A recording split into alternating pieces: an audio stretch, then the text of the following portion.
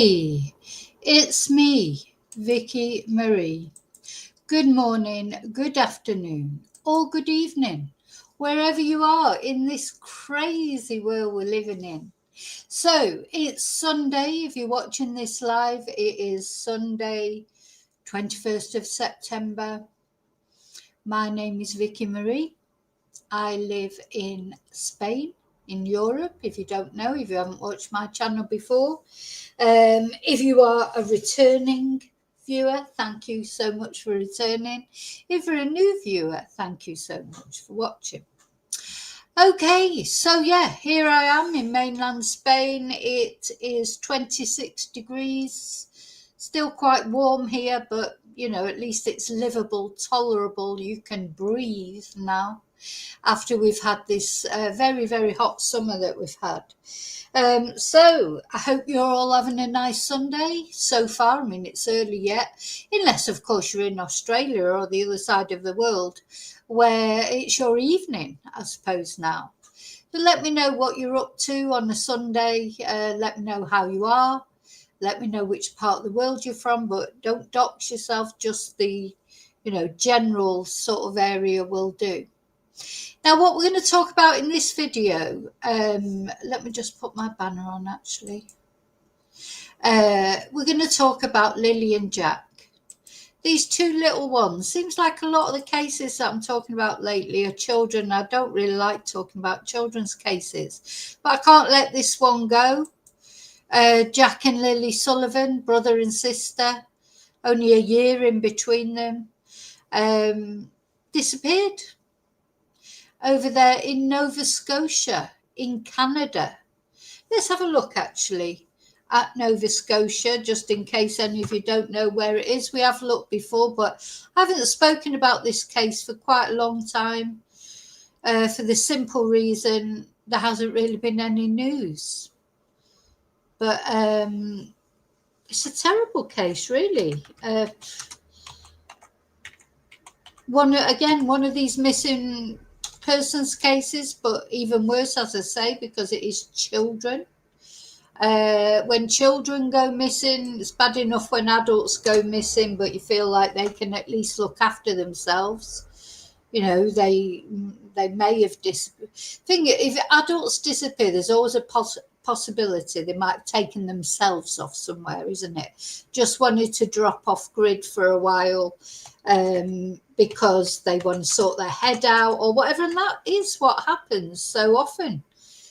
With adult missing persons, literally they turn up very quickly, or not long afterwards. They just, sometimes people are going through something, and they just can't help it, can they? They want a break. They want a break away from friends, from family, for whatever reason. There can be lots of reasons why somebody goes off grid. But that's adults. Children don't go off grid, do they? So these little ones, one thing that we do know, so this is Nova Scotia. Just to give you an idea of where it is. So, of course, Canada's over here, got the United States. It's on Prince Edward Island. No, I've never been to Canada. I have no idea of geography of Canada. It's quite remote, is it? If any of you out there are in Canada or know a bit about Canada, is this area in general, Nova Scotia, is it quite a remote area? I get that impression. But, as I say, I have absolutely no clue. Just to let you know where we're talking about. Oh, by the way, it's Vicky Marie with a cup of tea today. I've got a cup of herbal tea. Oh, trying to be healthy. Why is it so boring being healthy? Why are all the nice things bad for you? It's like a conspiracy, isn't it? All the things you like. Chocolate or, whatever it is that you like. It seems to be that healthy things are all a little bit boring, and unhealthy things Why do we like unhealthy things better? You know, why do we like chocolate when it's supposed to be bad for us? Anyway, sorry, I'm going off at a complete tangent. Now, I don't mind this herbal tea. It's not that bad. But yeah, it's nothing spectacular. But I'm trying to get some fluids because, you know, what I've noticed since it's not so hot, I've stopped drinking enough water. And I need to drink water. We all need to drink water, don't we? And I find it really difficult to drink water unless it's hot. And so I've noticed a difference in me because I'm not drinking enough water. So I thought maybe tea would be more interesting, but it's still, you know, fluid, isn't it? So, you know, the fluid you want to drink is beer normally, but or I do anyway, but not supposed to. Oh, chai latte Bluebell's about to get. Anyway.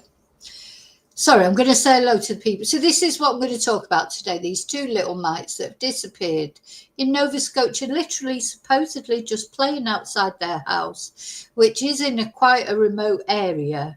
And their mum and stepdad were in the house with their sibling. They've got a baby as well.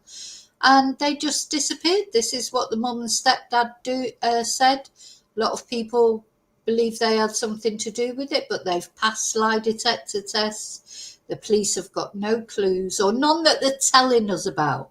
Let's put it that way. So we're going to talk about this and the latest development, which really is, you know, they're going to go out searching now with cadaver dogs, which I just can't believe they haven't gone out before. Because you know what? This happened. When was it? It's ages ago. This was in May. Lilly and Jack disappeared on the 2nd of May, and we are now on the 21st of September. So it seems unbelievable that the police are only just using cadaver dogs. They have used dogs, you know, try and pick up their scent, but not cadaver dogs before. So that's what we're going to talk about anyway, this case in Nova Scotia. I know a lot of you are interested in it. I haven't spoke about it for a while because, as I say, there literally has not really been any news. So when I say a while, I mean, I think I last spoke about it about a year ago, a month ago, a week ago even. Okay, so first of all, I want to say my thank yous. Thank you to all of my subscribers. Thank you to any of you who watch my videos. Please think about subscribing if you haven't already. It's completely free to subscribe and like the videos. Special thank you, as always, to my members who go that little bit further to support my channel. Thank you. I appreciate that. Every Thursday we have a members live. Exclusive members live. What else? Thank you to those of you who've bought me Ko-fis, sent me super stickers, emailed me, messaged me, left any nice comment on my channel. Thank you so much. Okay, now I'm going to say hello to everybody. So hello to my lovely lurkers. I really appreciate you watching and leaving me nice comments. Hi to the loathsome lurkers. Hi to the replay crew. Thank you so much. And let's see who's brave enough to come into the chat so far. I know we've got David. Hi, David. Hi, Bluebell. Melbourne is a miserable spring day. Raining. We still haven't had any rain here in Spain. When I took my doggies out this morning, it looked like it was going to rain again. We got quite a lot of clouds we get in the morning, but they seem to burn off as the day goes on. I don't know if we're expecting rain. Supposedly this week the temperatures are going to fall, so we'll see. Yeah, it feels that way, doesn't it, David? Kids going missing. There's, you know, well, I won't look into it too much because it would depress me too much. But if you do look into it, you know, we only cover certain cases become high profile for all sorts of different reasons, don't they? Like why this case has become more high profile than other missing children's cases, I don't know. Probably because it's very unusual for two children to disappear together. That's a fact. children do disappear on a regular basis. It's quite depressing.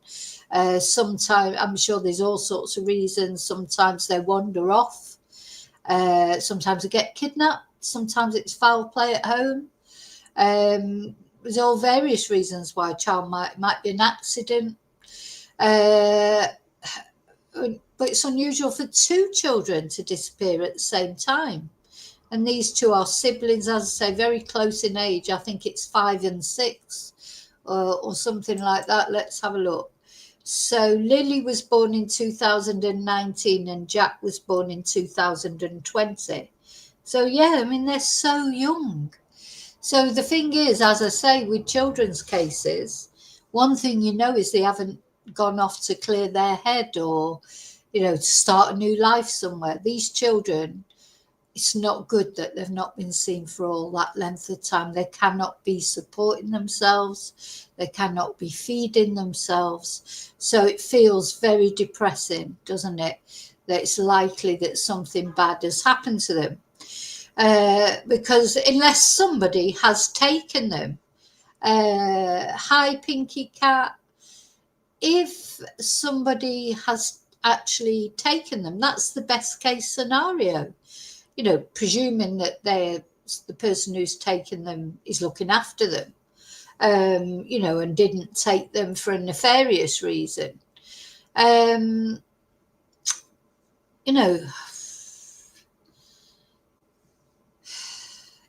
a few sort of little rumours, that they were seen, somebody said they were seen walking up the road.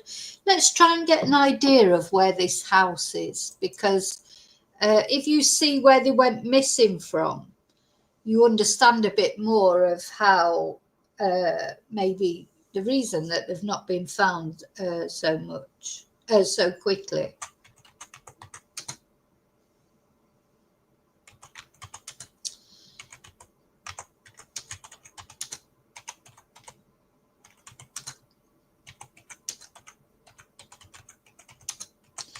Yeah, so their property is a rural home in Gairloch Road in Lansdowne Station, Pictou County, Nova Scotia. So it is a rural home that they went missing from. I wonder if I can get a photo of the home up. And it's surrounded by woods. I mean, you get this feeling that maybe they did wander into the woods. What do you think? Did they wander into the woods and then get lost and something terrible has befallen them? Let's see if I can find like a clear image of the... that might do.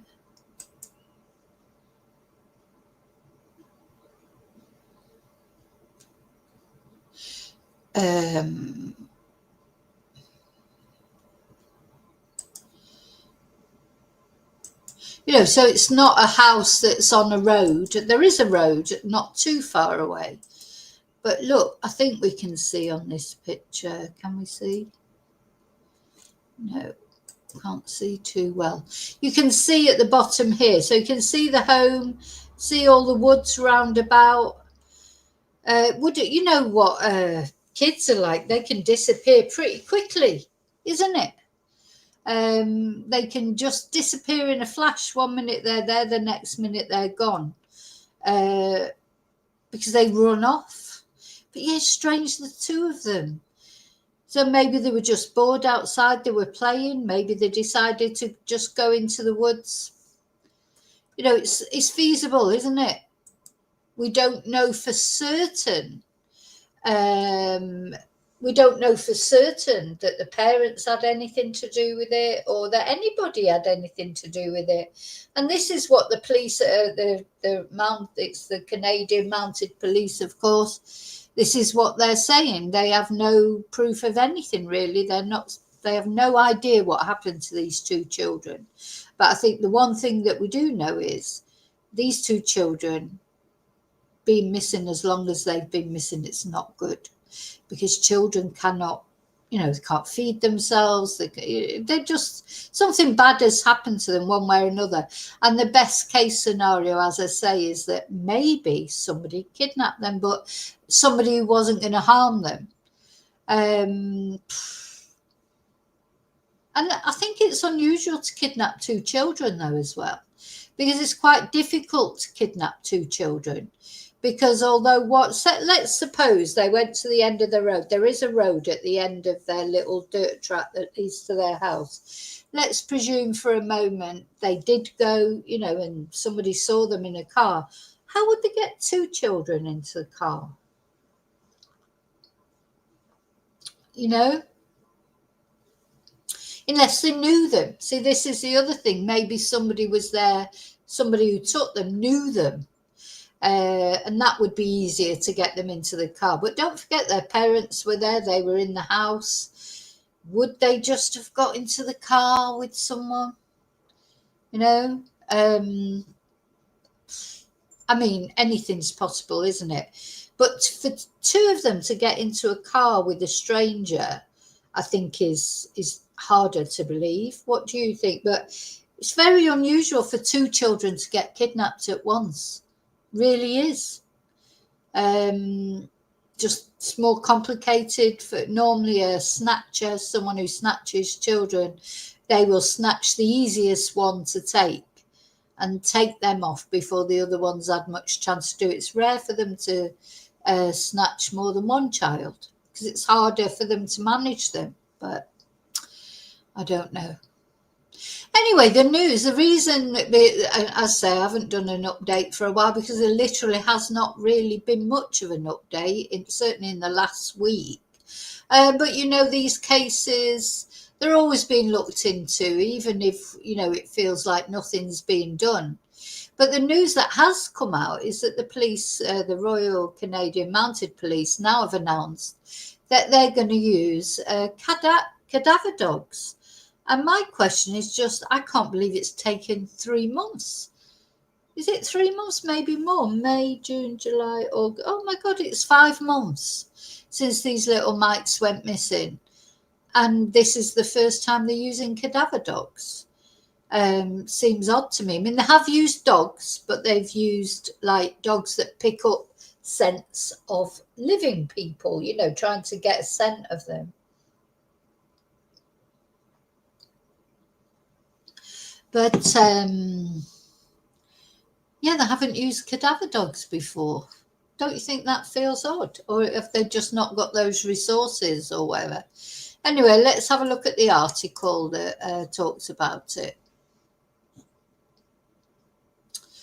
When I can find it.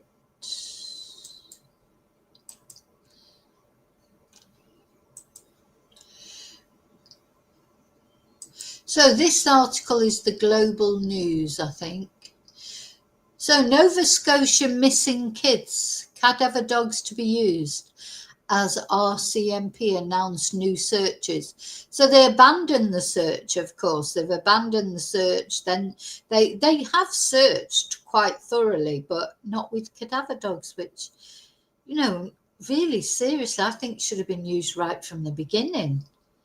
Because the other problem is now all these months have gone, you know, scents even for cadaver dogs, I presume, scents, you know, aren't as good as they would have been 3 months ago or whatever.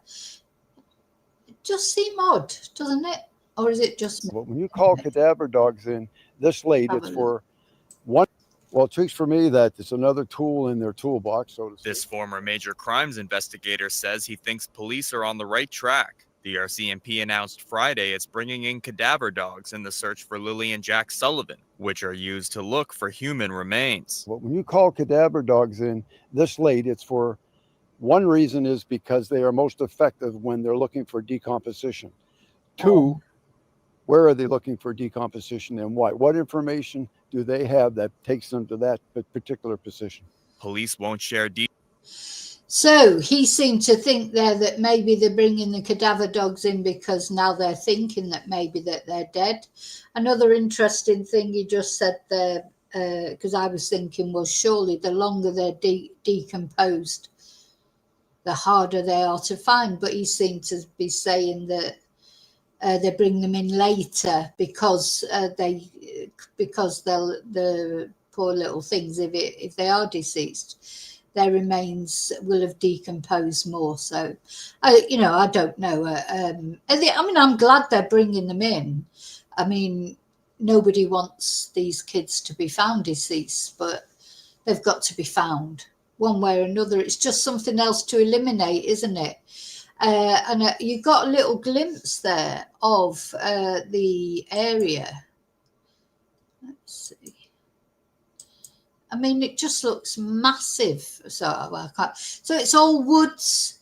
Don't see how long it took the authorities to find Travis Decker, and he's a grown man, an adult. These are tiny little children. So difficult. They could have walked past them 3 times already. And especially if these children were hiding somewhere. Anyway, they're not doing it today. They've just said they're going to bring in cadaver dogs. They have not announced when they're going to do it. They want to do it in stealth, which you can't blame them, really. Police won't share details on dates, times, or the locations of the upcoming searches. In a statement to Global News, an RCMP spokesperson said there is nothing definitive to support the children are dead, but previous searches have not yielded any results. RCMP say, quote, deploying the human remains detection teams at this point aligns with the investigative efforts to date. All scenarios are being considered. It's critical for investigators to remain open to all possibilities to ensure our investigation is fully comprehensive. Speaking to reporters on Friday, RCMP say these cadaver dogs can find decomposing bodies several feet in the ground, along with operating within water and with burnt remains. We know it's going to take time. We wish it'd be faster, but we have to be patient. The 2 children were first reported. Yeah, I was looking for that actual, press conference. I can't find it. Reported missing from their home in Lansdowne Station in Pictou County on May 2nd, prompting a large-scale search effort involving hundreds of volunteers. Police say more than 80 interviews, 800 tips, and thousands of video have been compiled throughout the investigation, along with polygraph tests and forensic examinations on items discovered in the search. This staff sergeant says the cadaver dog search will continue until every angle has been explored. There's no real timeline to follow until you extinguish all possibilities. Mitchell Bailey, Global News, Halifax. Let's just watch that again. So, yeah, just to remind you, their mum was remarried. I don't know if she was married. And she was living with the father of her baby, who was in the house. So their mum, their stepfather and the baby were all in the house, apparently, as the children were playing outside. Jack and Lily were playing outside when they disappeared. So lots of polygraph tests have been made. The only thing that did seem strange to me was that the very next day, is it Malaya, the mother, she went off to stay with them. She left the house the very next day, which to me always seemed a bit strange, because if my little ones had gone missing, I won't be leaving that house immediately. Do you know, maybe once the police had said they'd searched everywhere, but the very next day that they disappeared, she left that area. That did seem strange to me, but who knows what you would do in certain circumstances. Oh no, I don't want to watch that. I want to watch that. Hang on, let's go back to it there.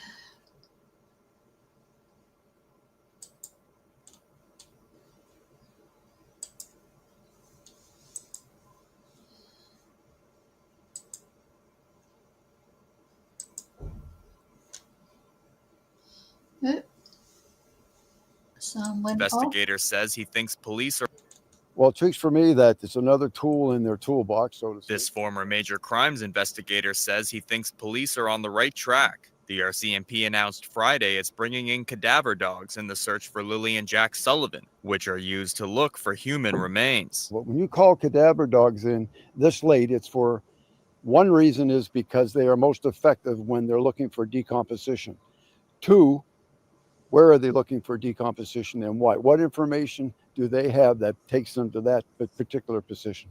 Police won't share details on dates, times, or the locations of the upcoming searches. In a statement to Global News, an RCMP spokesperson said there is nothing definitive to support the children are dead, but previous searches have not yielded any results.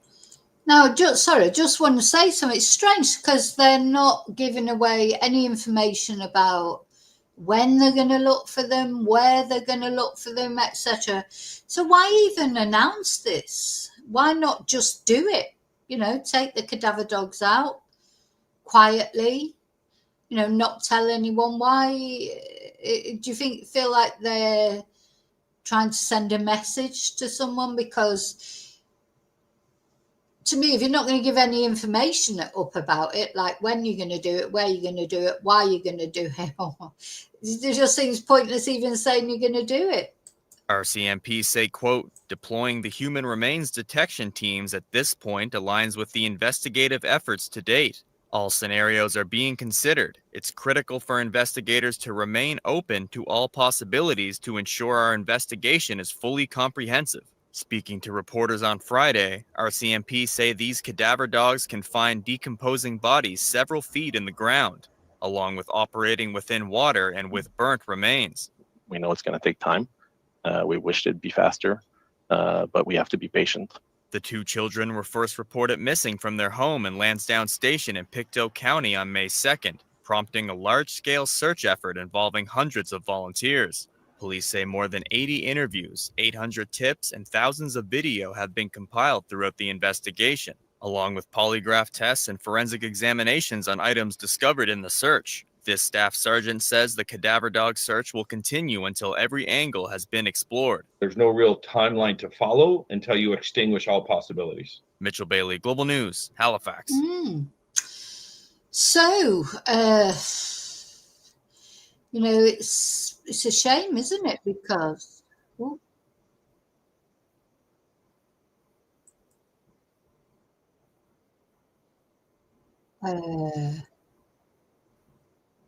sorry, I'm trying to turn that off. I don't know where it is now.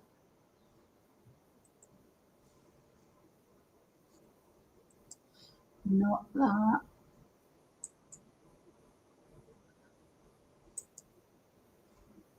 Playing another video. You probably can't hear it. There it is. Right, let's have a look at what someone else has got to say about this. Let me know what you think. What do you think? Like somebody said there, Pinky, that she thought probably they'd been taken. What do the rest of you think? There's a river there, isn't there? There's water there. That was something that struck me in the beginning, because although they did search the water, they didn't find them, but we know how difficult it is to find bodies in water too. But now even looking at,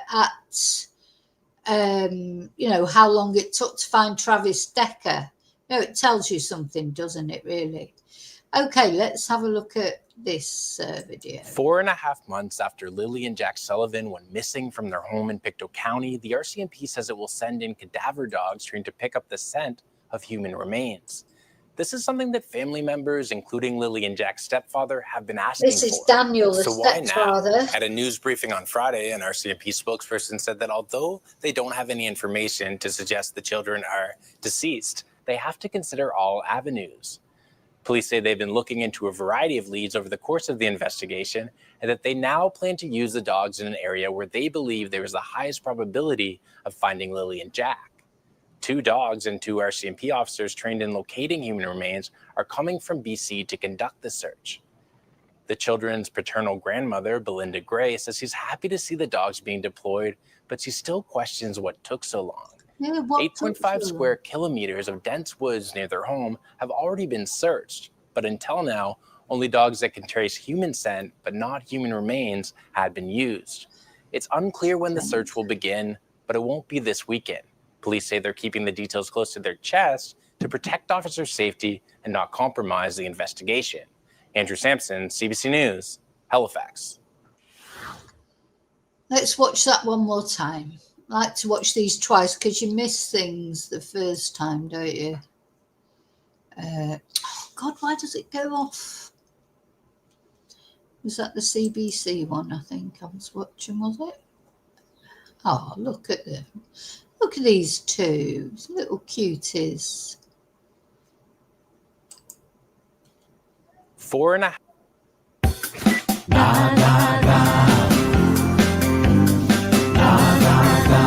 Climatización y aerotermia da Itsu. Da bienestar.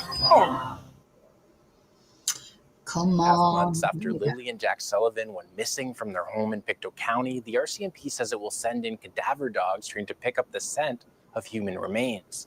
This is something that family members, including Lilly and Jack's stepfather, have been asking for. So why now? At a news briefing on Friday, an RCMP spokesperson said that although they don't have any information to suggest the children are deceased, they have to consider all avenues. Police say they've been looking into a variety of leads over the course of the investigation, and that they now plan to use the dogs in an area where they believe there is the highest probability of finding Lilly and Jack. 2 dogs and 2 RCMP officers trained in locating human remains are coming from BC to conduct the search. The children's paternal grandmother, Belinda Gray, says she's happy to see the dogs being deployed, but she still questions what took so long. 8.5 square kilometers of dense woods near their home have already been searched, but until now, only dogs that can trace human scent but not human remains had been used. It's unclear when the search will begin, but it won't be this weekend. Police say they're keeping the details close to their chest to protect officer safety and not compromise the investigation. Andrew Sampson, CBC News, Halifax.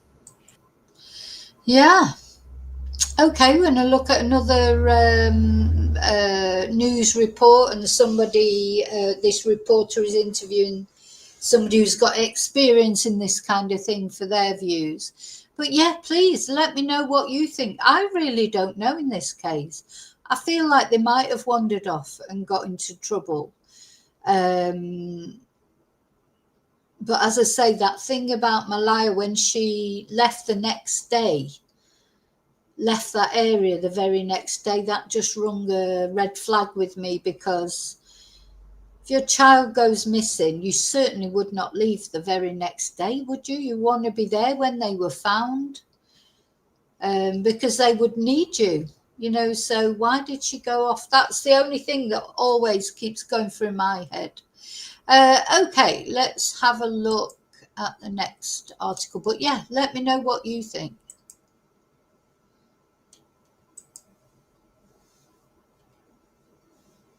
On that search for the 2 missing children in rural Nova Scotia. RCMP say cadaver dogs will begin searching for Lilly and Jack Sullivan, who went missing in May. But officials are maintaining they don't have any reason to believe that the siblings are dead. Andrew Sampson tells us more. 4.5 months after Lilly and Jack Sullivan went missing from their home in Pictou County, the RCMP says it will send in cadaver dogs trained to pick up the scent of human remains. This is something that family members, including Lilly and Jack's stepfather, have been asking for. So why now? At a news briefing on Friday, an RCMP spokesperson said that although they don't have any information to suggest the children are deceased, they have to consider all avenues. Police say they've been looking into a variety of leads over the course of the investigation, and that they now plan to use the dogs in an area where they believe there is the highest probability of finding Lilly and Jack. 2 dogs and 2 RCMP officers trained in locating human remains are coming from BC to conduct the search. The children's paternal... Yeah, sorry, it's the same interview, the same report speaking, but there's an interview after it. Grandmother, Belinda Gray, says she's happy to see the dogs being deployed, but she still questions what took so long. 8.5 square kilometers of dense woods near their home have already been searched, but until now, only dogs that can trace human scent but not human remains had been used. It's unclear when the search will begin, but it won't be this weekend. Police say they're keeping the details close to their chest to protect officer safety and not compromise the investigation. Andrew Sampson, CBC News, Halifax. Okay, for more insight into this, we're going to now turn to Bruce Pitt-Payne. Bruce is a retired RCMP major crimes investigator, joining us tonight from Maple Ridge, BC. Bruce, it is good to speak to you on this. Hi, Sarah. So the RCMP planning to use cadaver dogs. What does this news tell you about where we are in the investigation and where things are going? I mean, what they have said is they don't believe they have any reason to think that the children are dead, but the use of cadaver dogs is going to make a lot of people think that they must. Yeah, and they've said that over and over again. And with the information or the lack of information we have, which is normal at this point, the public wouldn't know exactly what the police know. But if we go on what they're...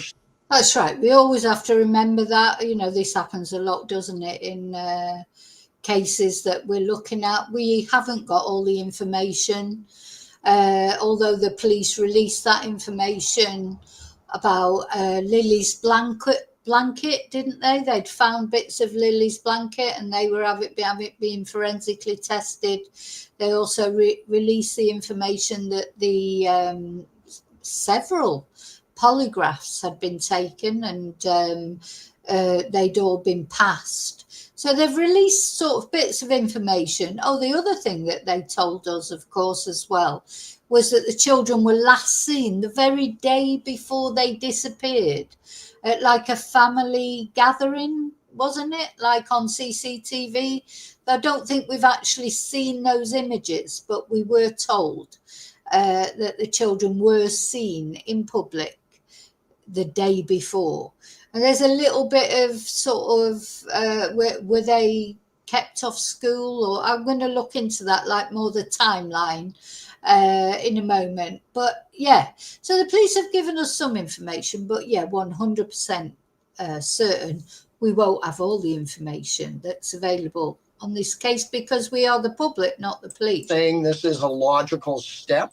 It seems that they've been doing a thorough process so far, going through all of the steps that generally would happen in a missing persons investigation. And now they're at the point where this is probably the logical next step, even if it's a Hail Mary. Kudos to the police for doing things that might give some sort of resolution. So what is a cadaver dog then looking for? What? They're trained specifically aside from... Did she really just ask them what is a cadaver dog looking for? Hello? What, like cadavers, perhaps? Other police dogs training. They look, instead of for cross-training and all different sorts of scents, they're focused primarily on the decomposition of human remains. And so that's what they're going to be looking for. So at least the police can possibly rule out certain areas. They're not saying when this is actually going to happen, where it's actually going to take place, this particular part of the search. Why wouldn't they be a little more open about that? Yeah, there's several reasons for that. The predominant reason is that they don't want what we in the business used to call looky-loos showing up. They could distract the dogs. You can imagine that, for instance, if people show up with heavy perfume on, that alone could be a scent noise and a distraction to the dogs and interference. But also having people around could distract them. And frankly, it could be in dangerous terrain. You never know, somebody could get... You know, I think all that's fair enough, isn't it? But then, so I don't know why Shelley was just saying they're trying to just show that they're still doing something, and it could be. Because, yeah, you think, why didn't they just go out quietly and, you know, take these cadaver dogs out? Why announce it? And then, because, of course, now people are going to be interested. And it's interesting him talk about looky-loos who turn up and try and film. And I do think that is a bad thing that people, social media people do, you know, or whoever. Unless the police ask them, it's different if the police sometimes, they ask for searchers, don't they, to help. That's different. But yeah, really, you should not turn up, you know, to try and film a search. And as he says, you know, the dogs could get distracted. You've got to give the dogs the full focus on these poor little children and finding them. You know, the more people that are around, the more confusing it is for the dogs, I would imagine. Hurt. The other reason is purely investigative, and it's regarding something called holdback evidence. If the police did in fact find some human remains in a certain area and it was released to anybody else in any way, it would mean they couldn't test the reliability of a confession later. So if yeah, exactly, and people can sort of tamper with forensic evidence. I don't mean deliberately, but if it thing is, how many dog walkers find human remains? Loads, don't they? And of course, at first you probably would, you wouldn't touch them, would you? I don't know, but you'd be thinking, oh, am I seeing what I think I'm seeing? If you had a walking stick, you might prod it with your walking stick, the remains, if they're scattered around, or look at the clothes, or maybe the dog will bring something to you. That's happened so many times, isn't it? Someone's there walking the dog disappears, comes back with a bloody bone attached to some clothing or whatever. So these, of course, do interfere with the crime scene as well. But, that's different. If that's just somebody coming across human remains by accident, there's not much you can do. I mean, they're not deliberately trying to spoil the crime scene, are they? But yeah, when they're actually out actively searching, like these are going to be doing, they've got to make sure that there's nobody around who's going to maybe find that crime scene and interfere with it. Even the police can't interfere with it. You've even got to worry about the dogs interfering with it, really, haven't you? Because if it is a crime scene, of course, because it could be that these little ones, if they do, I hope they find them. I mean, I'm encouraged by the fact that they found Travis Decker. Just shows that you can, doesn't matter how long, how much time goes past, there's always a chance that people will be found. And when I say I hope they find them, it's not because I hope they're dead. Of course, I wish to God that they were alive, but I just cannot see where how these children can be okay unless somebody has taken them away. Somebody said, here's where the remains should be.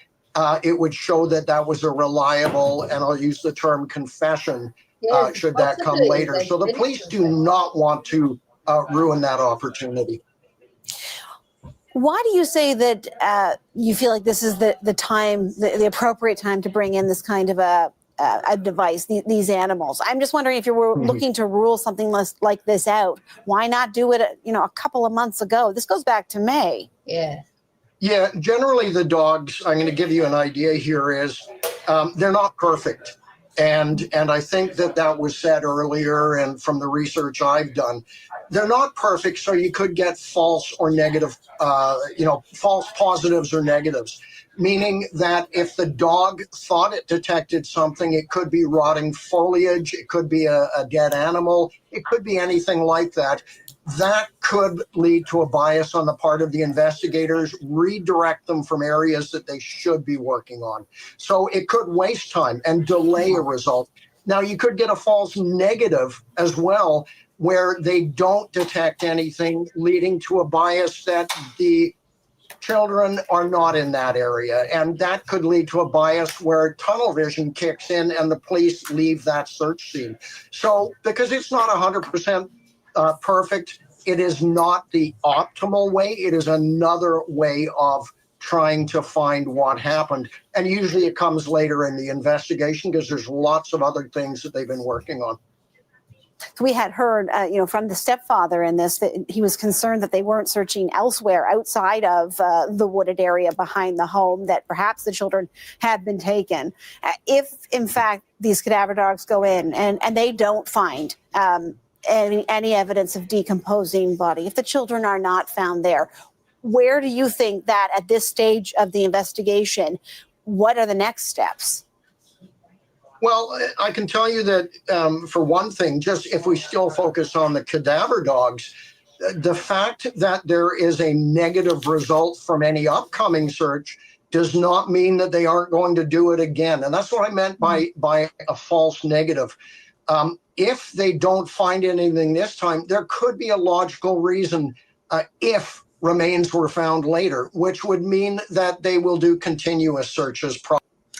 So don't forget with Travis Decker, when they finally found his remains, though yet to be confirmed, but 99.9% certain, Travis Decker's remains have been found.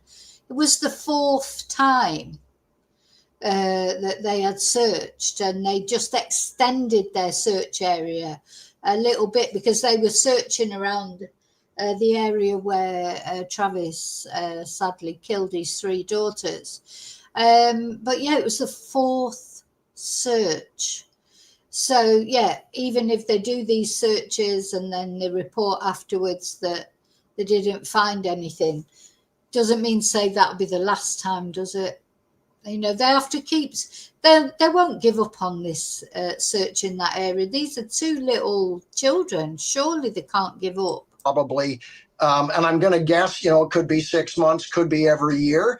But the cadaver dog handler, I believe it was Staff Sergeant Pike said earlier, that if remains are underground, for instance, or in a container or underwater, then as time goes by, a subsequent search might reveal more of a scent. Oh, God, I hadn't even thought about Bruce that. Pitt Payne, retired RCMP major crimes investigator. So basically what he's saying is if they'd been hidden deliberately somewhere, that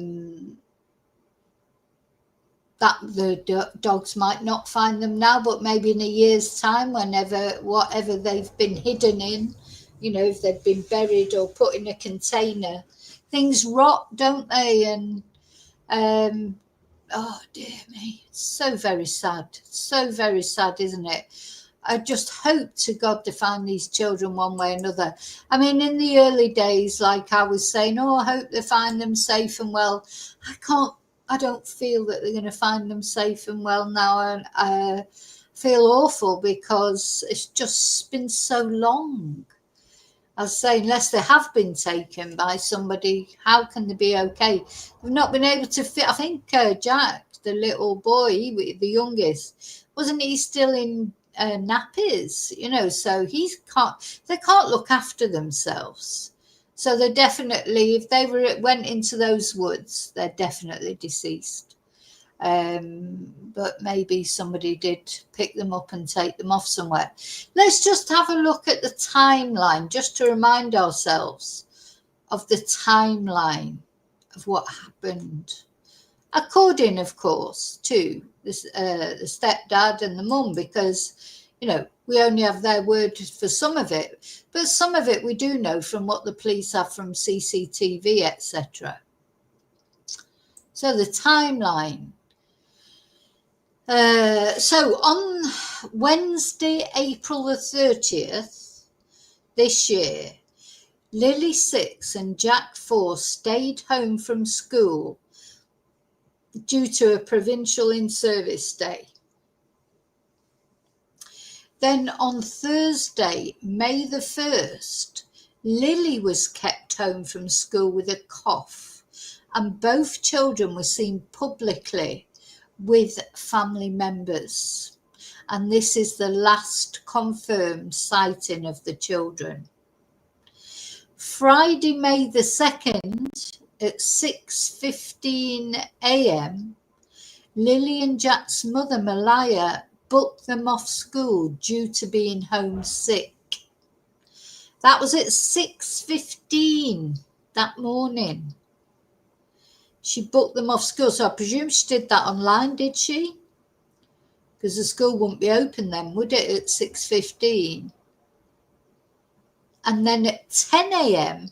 that same morning, the children were reported missing by their mother, who said she believed they'd wandered away from their home. And then later on that very same day, a multi-agency search began involving volunteers, police and air support. 5 days later, it was scaled back. The extensive ground and air search was scaled back. On May the 8th, the RCMP's command centre was packed up and most searchers left the area. Then on May the 17th to 18th, they had a renewed ground and air search of the area, though it was scaled back from the original one. On July the 16th, so there's hardly any developments till July the 16th, when police confirmed that forensic testing was ongoing for a pink blanket found near the home and other items. And then on August the 22nd, they said, the RCMP said they were still investigating all scenarios, reviewing over 8,000 video files and 760 tips received from the public. So there is a big reward, $150,000 reward for information leading to finding the children. And as far as the public are concerned, what they are being asked for is any video footage, still being asked for video footage, dash cam footage, etc. And both the mother and the stepfather, who I believe have now split up again, it's all quite murky, isn't it? We don't know the full personal circumstances of what's going on. But both the mother and the stepfather say they believe they've run away. I think there are a couple of red flags there, sorry. And I don't like, there's the fact that the mother left the next day and then booking them off school at 6:15 in the morning. That's early, isn't it? How would you know they were ill? Would they even be awake by then at 6:15? You know, I'm just thinking of when my little boy, I say my little boy, he's not little boy now, my big boy now, but when he was a little boy and when he had school, and I presume their school starts at 9 o'clock. I don't know, maybe it starts at 8 or something. It might be different there. When would you know that they were too sick to go to school? About an hour before, wouldn't you? So surely 6:15.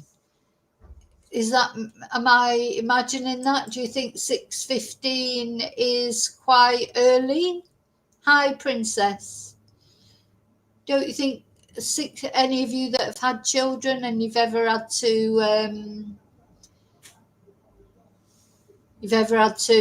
you know, call your child in sick?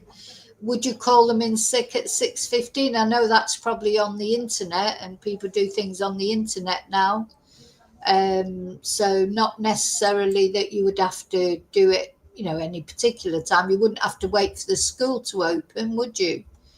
Just seems very early, doesn't it? Now, of course, she had a baby. You know, there's a baby involved as well. They have a baby together. So babies get you up early in the morning, don't they? Just as kids do. So, yeah, don't know. Couple of little red flags there, a couple of little things that are, let's see if I can see her speaking. Let's have a look.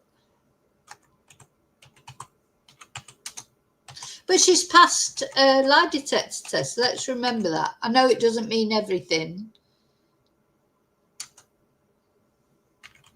You know, but she has, so. I wonder if I can get a video of her. Here is a little interview.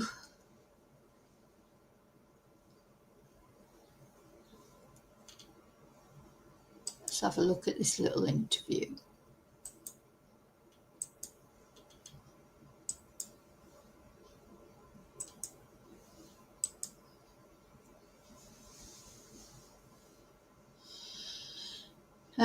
Okay. Let's turn the sound up. What happened was we woke up, I heard them playing and just staying as hopeful as possible. I want them home. I want to hold them. And I want them home. What happened was we woke up, I heard them playing in the next room beside us, and I was drifting in and out of sleep. and they're not the type of kids that we tell them not to go outside on their own. We always make sure that we're out there with them, watching them. And they happen to just get out that sliding door, and we can't hear it when it opens. And they were outside playing, but we weren't aware of it at the time. And the next thing we knew, it was quiet. And we get up, and I tell him, my partner, Daniel, I tell him, "Do you hear the kids?" And he says, "No." And we get up instantly. We're looking outside. We're looking everywhere, yelling for them. And I instantly just call 911. I just had the instinct I needed to call. They're both really go-lucky children. They're so sweet. They talk to anyone. They'll talk your ear off. They will speak to anyone in a store. Everyone. They're just extremely sweet kids. I appreciate the huge search effort going on right now.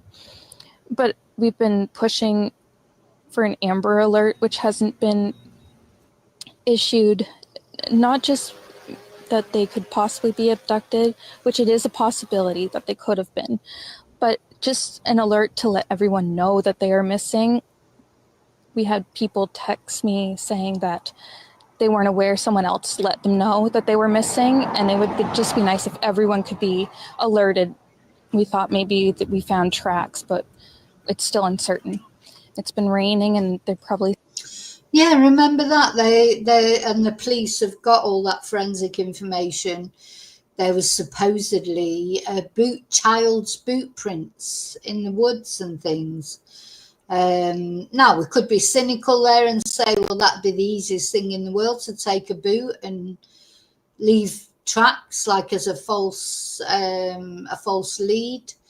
And I honestly can say I have no idea what's happened in this case. This poor woman could be 100% genuine what she's saying, but there are two red flags there for me. The fact she disappeared the next day, left the area, and 6:15 to call in your children being sick and not going in school just seems very early. But let me know what you think. Soaking wet, but with the sun today, I'm hopeful that they are feeling warm. We're all filled with pain and sorrow because we just want them found. We want them home. Everyone loves them.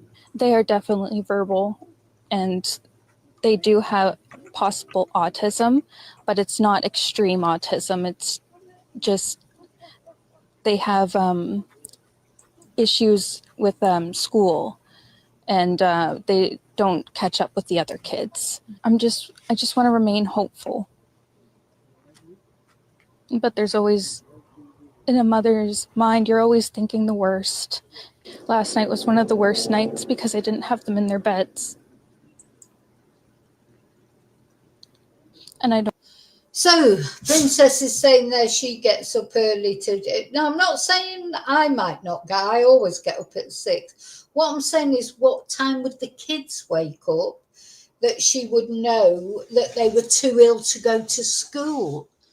So, you know, even though, I mean, you'll let me know, Princess, how it happens, how it works in your house. But, you know, yeah, I would be up at 6, definitely, you know, because I'm just a person who always gets up at 6 or not long after.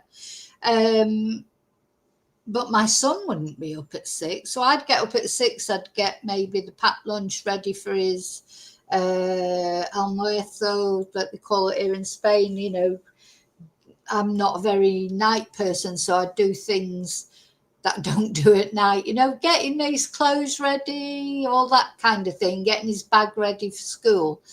But he wouldn't get up at 6. This is what I'm trying to say. So how would you know that they were still too ill? They were too ill to go to school. But anyway, I'm just probably reading too much into it, just trying to analyze it. I don't know.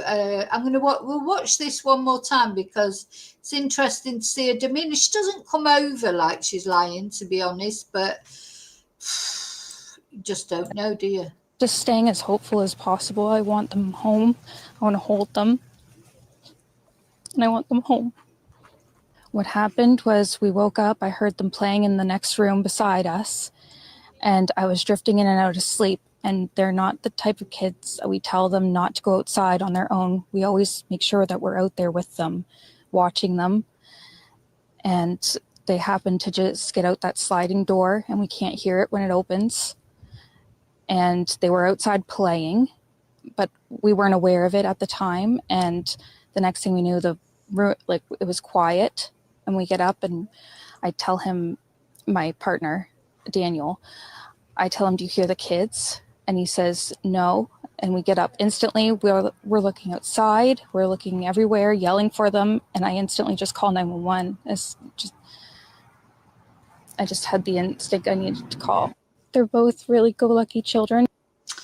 Right, I could, I'm playing a bit of devil's advocate here. She does sound a bit rehearsed, I think, what she's saying. But the other thing is that if they're ill, they're too ill to go to school, but they're playing outside, and her and her partner having a lie-in with the baby. And then she says you can't hear the door when it opens, the sliding, it sounded quite rehearsed what she was saying. But she's probably had to go through the story a few times. They're so sweet. They talk to anyone. They'll talk your ear off. They will speak to anyone in a store. Everyone. They're just extremely sweet kids. I appreciate the huge search effort going on right now. But we've been pushing for an Amber Alert, which hasn't been issued. Not just that they could possibly be abducted, which it is a possibility that they could have been, but just an alert to let everyone know that they are missing.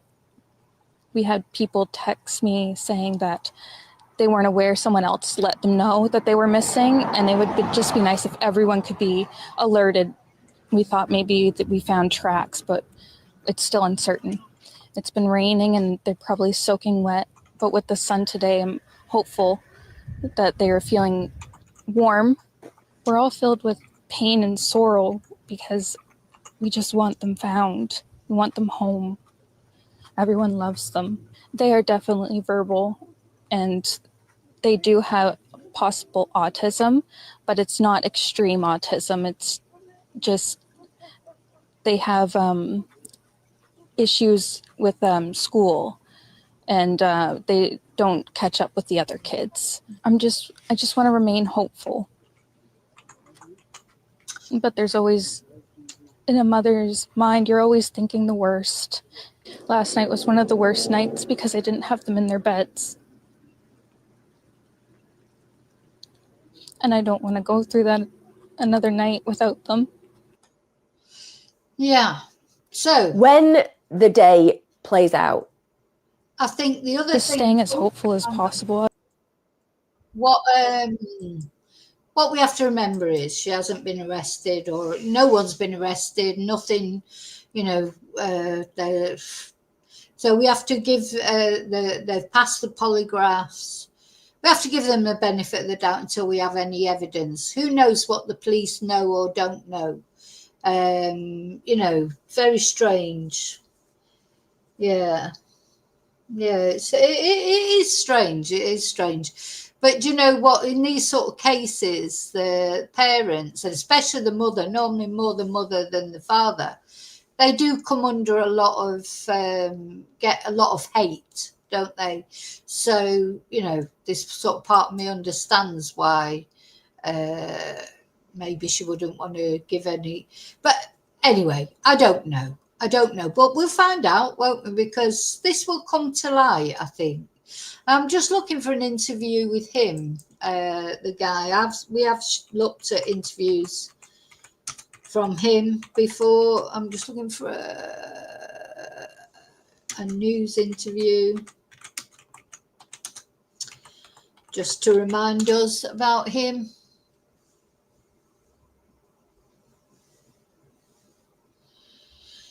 Let's see. There's a lot of, obviously it's been talked about a lot on YouTube, but I don't want to be showing the YouTube channels. I'm just looking for an interview by him.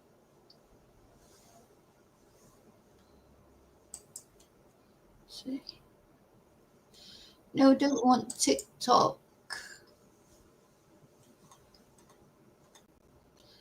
What's his name? Daniel Martel. Yeah, I have seen him being interviewed a couple of times, and again, very similar to her. Like, you just can't. Seems strange to me that they're not speaking now as well, isn't it? If they're not, isn't it true that they're not together anymore, or don't we know that for sure?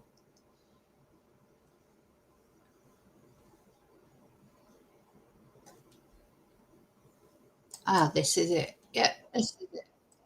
So I found the interview with him. Let's have a little look, a little reminder about his body language. Tu bolsillo, donde pudieras abrir una cuenta conjunta en segundos para gastar y gestionar el presupuesto de los dos. Ahora, I know the truth. I didn't kill Lilly and Jack. It's been 6 weeks now since you've seen Lilly and Jack. I just want to ask, how are you holding up?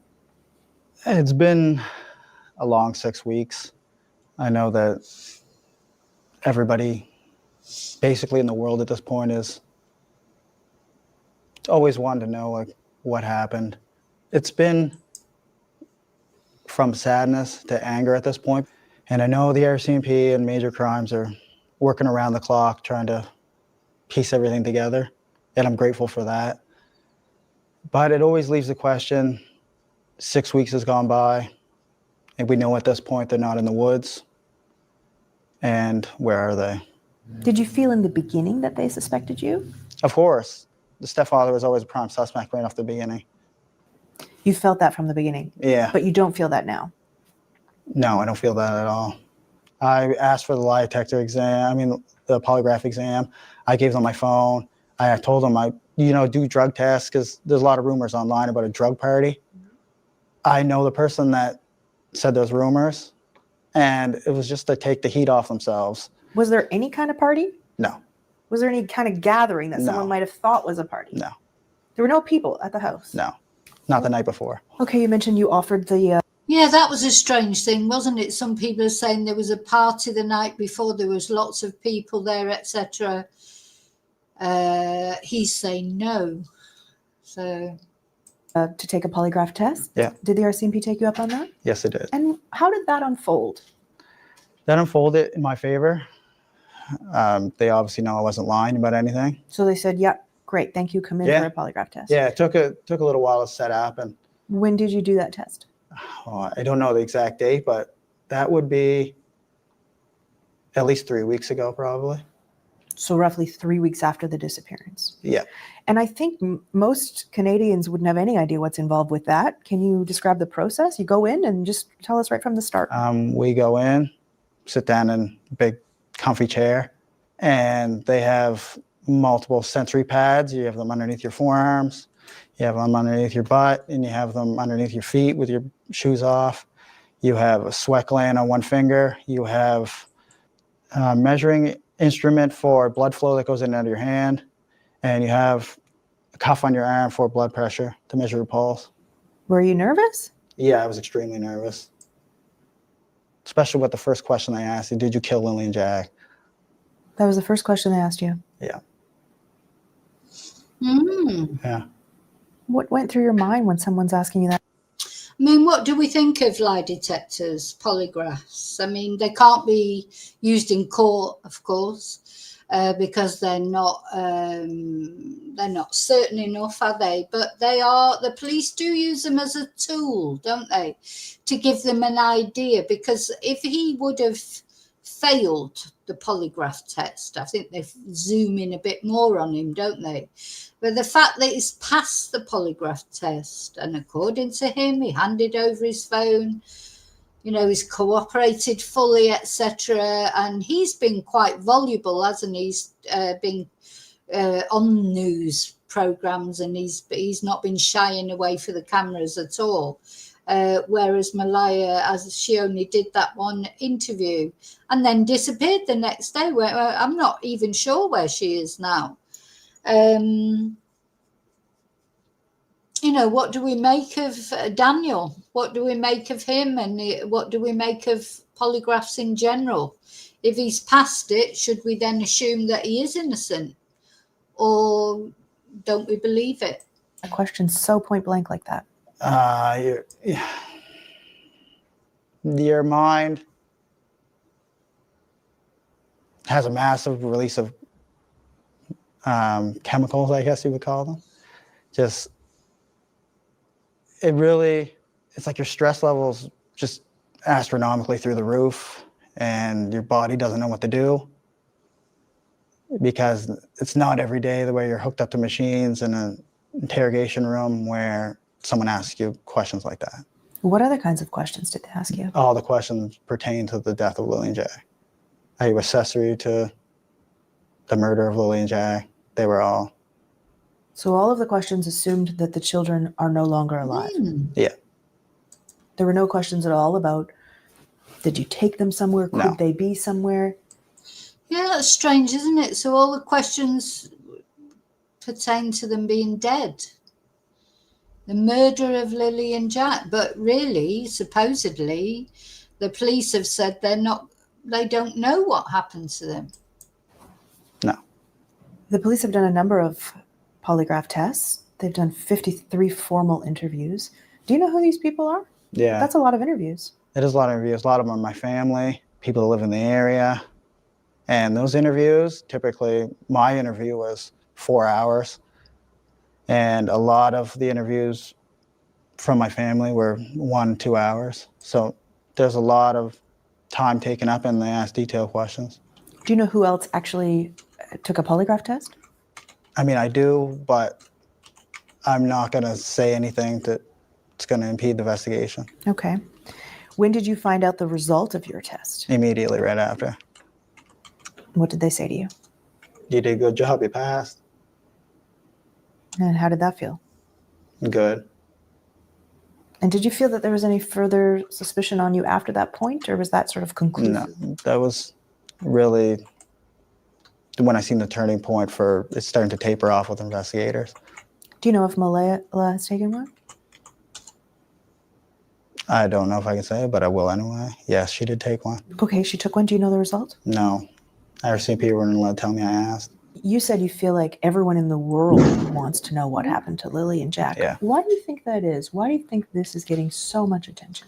So don't forget, Malaya as well took one, and she passed, apparently. Everyone's passed from what I can gather. I don't think anyone failed a lie detector test. Sorry about the rocket going off. We've got fiestas going on in my little town at the moment. So you might hear a couple of bangers going off. Well, just the mysterious There we go.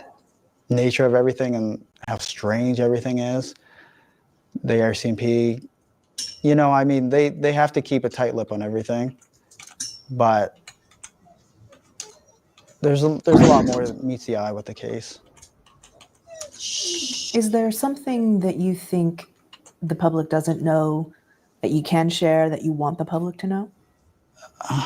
That's a hard one because I don't want to impede the investigation in any way. It is still a missing persons investigation. It hasn't pivoted to any type of criminal investigation. But the kids were seen the day before. I know a lot of people didn't know that. I still see a lot of stuff online that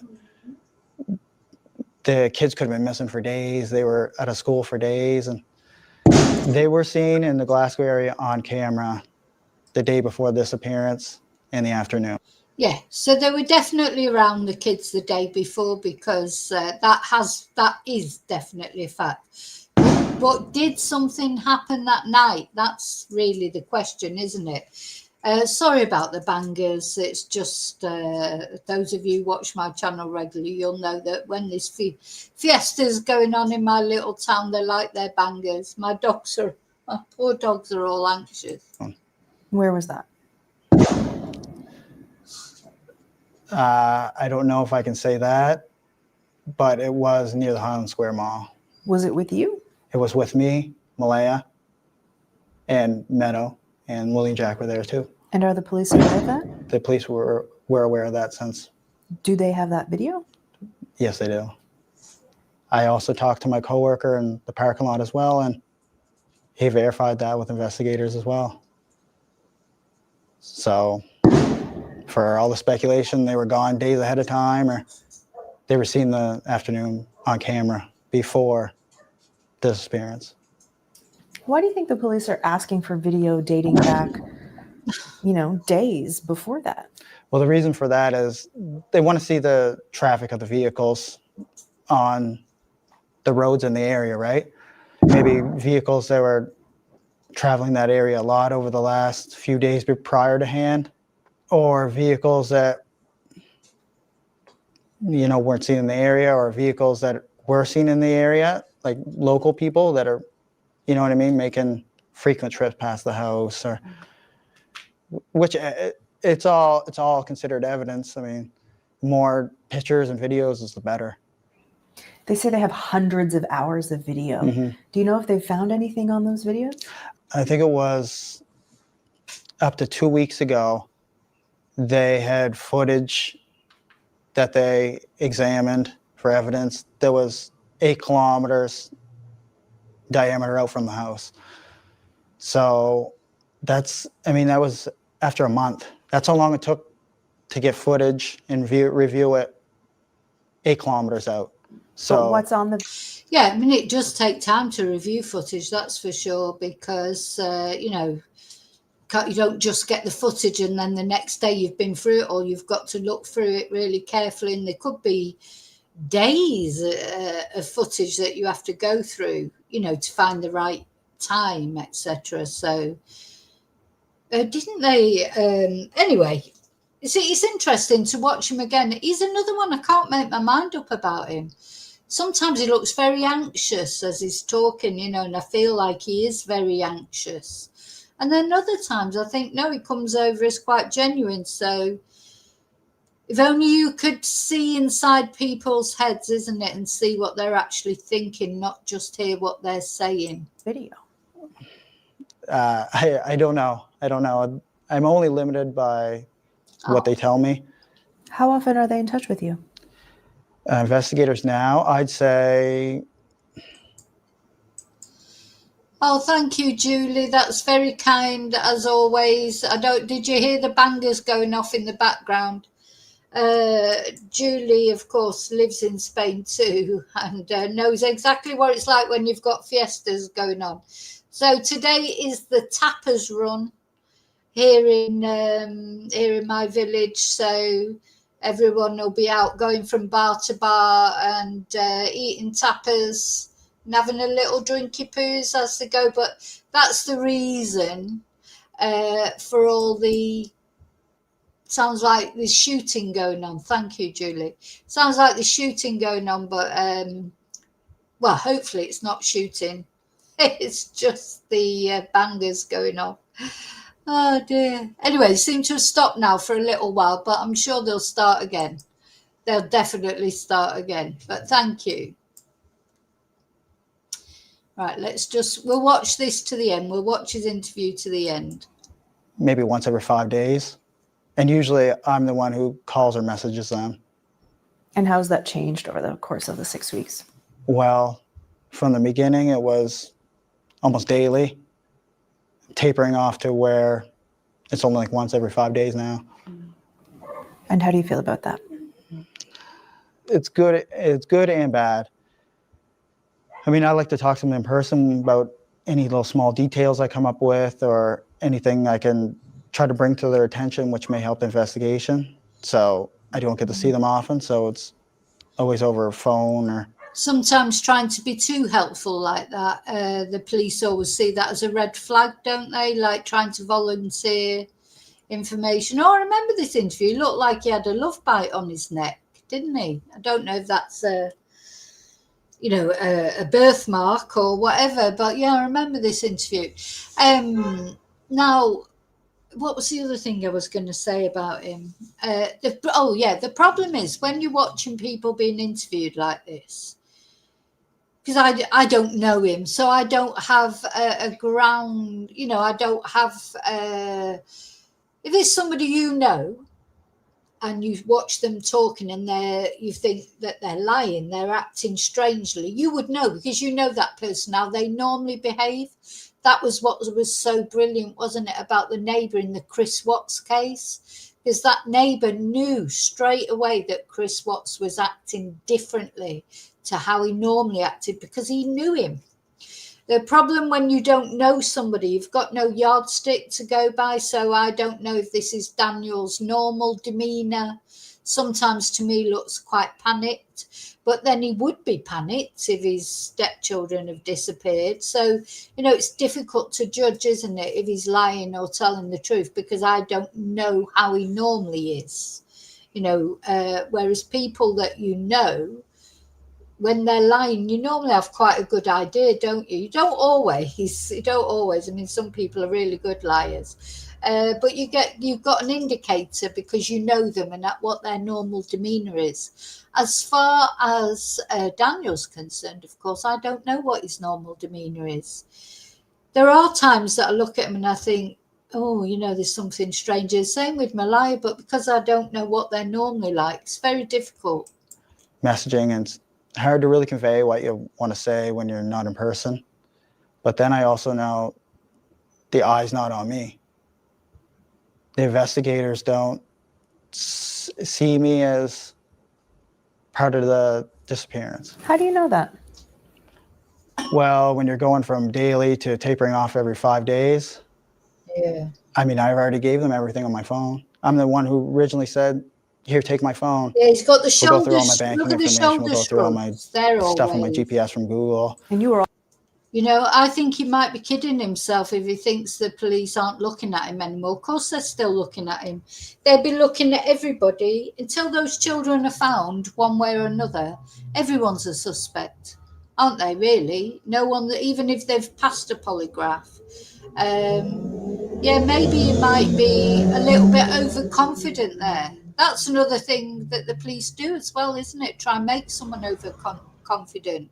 Make them feel as if they're not looking their way anymore. And that's when people make mistakes, maybe go back to, you know, I'm not saying that's what's happened in this case, but this is what's happened in other cases. Once people feel the heat's off them, the police aren't watching them anymore, they go back to maybe the site where the bodies are or body, you know, so I think he's perhaps a bit overconfident, thinking the police aren't looking at him anymore. Offering all that up, right? Yeah, I offered everything. And why were you doing that?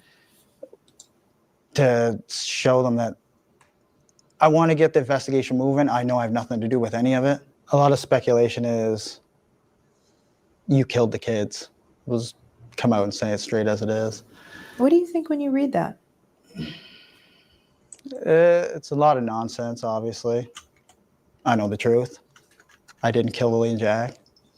And I just think a lot of people online they're seeking drama. That's the main thing. Everybody's allowed their own opinion, like I said before, but it's hard on the people that were actually there and missing the children. Still haven't got to see any of my kids, including Lilly and Jack. And that's been really tough, going from a family of 7, including my other 2 kids that live in Halifax now, going from a family of 7 in the blink of an eye, your family's ripped apart and you're left alone.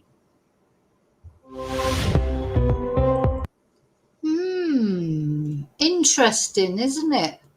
Very interesting. It's a very interesting case. I think I'm going to start looking into this, you know, more often, even though you know, the only update we've got really is that the police are taking these cadaver dogs out, but maybe do a few little investigative videos about this case, because I hope it doesn't go cold. This is the other thing that worries me, you know, cases like Summer Wells and Sebastian Rogers. I'm sure they're not cold. I'm sure the police are still looking into them, but you know, because there's always another one, though, isn't there? The other thing I found interesting about Malaya there is she was saying about autism. This is like a regular thing now, isn't it? It's like, oh, well, you know, suspected autism, she said, didn't she? But what, haven't they been actually diagnosed with autism? You know, it's like I don't know, just like a convenient thing to say somehow. There's something very odd about this case, that's for sure. But if Malaya and Daniel have got nothing to do with the disappearance of Jack and Lily, you know, my heart breaks for them, because it'd be awful for your children to go missing, and not only that, but you're thought of as being the person that's done something to them. It's a very, very strange case, isn't it? That's why everyone's so invested in it. Well, apart from the fact it's 2 little children that have disappeared into thin air. But as I say, children disappearing all the time. But this case is unique. It's unique because there's no trace of them, but also, I think, because it's 2 of them. It's so unusual for 2 children to disappear together, and unusual, to be honest, even if the worst has happened and the parents did something to these children, that's unusual too, for 2 children to come to harm from their parents like that. And it makes you think, you know, I mean, I've got a few things that I'm thinking, and I don't want to say them because there's no evidence for them. Possibilities. What can we do? All we can do is pray. But anyway, so I'll be back with more news about Jack and Lily, that's for sure. Thank you so much for watching. A special thank you there to Julie for sending me a super sticker. Thank you so much. I'm going to don't forget, please, to like and subscribe. That's free, where you can support my channel. And if you press notifications, then you'll get any updates on this case. Oh, and also, of course, the other case, I mean, there's few cases that I'm following, but this case of Celeste Rives, you know, the poor girl that was found in the front of the Tesla, belong or registered to or being rented by the singer David, or just waiting for developments in that case, aren't we? So that's another case that I'm going to be following closely as well. Okay, so as always, thank you for watching. I'll see you really soon in the next video. Sorry, I'm just trying to organize my exit. And yeah, I'll see you really soon in the next video. Take care. Have a great Sunday. Look after you, because you are the most important person. I'll see you really soon in the next video. And until then, of course, may your God always go with you. Bye.